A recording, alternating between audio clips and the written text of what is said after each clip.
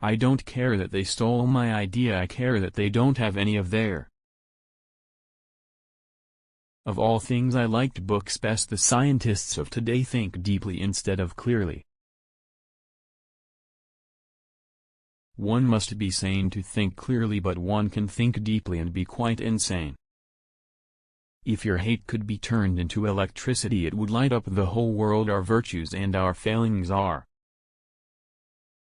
inseparable, like force and matter. When they separate, man is no more. Life is and will ever remain an equation incapable of solution, but it contains certain known factors. Crave for new sensations but soon become indifferent to them.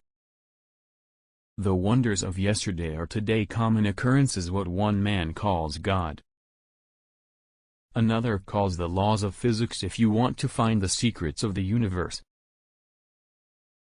think in terms of energy, frequency and vibration. The individual is ephemeral.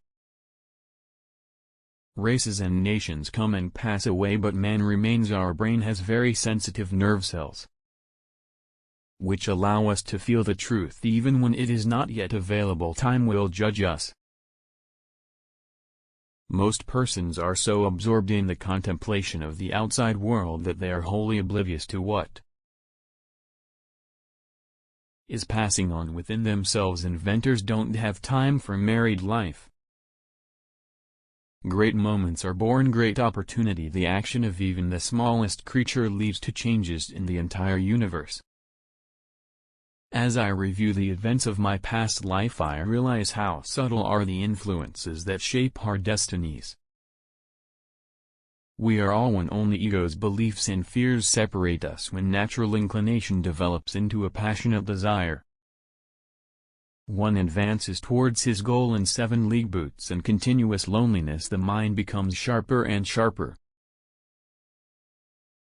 Ideas are born in the absence of influence on the mind of external efforts.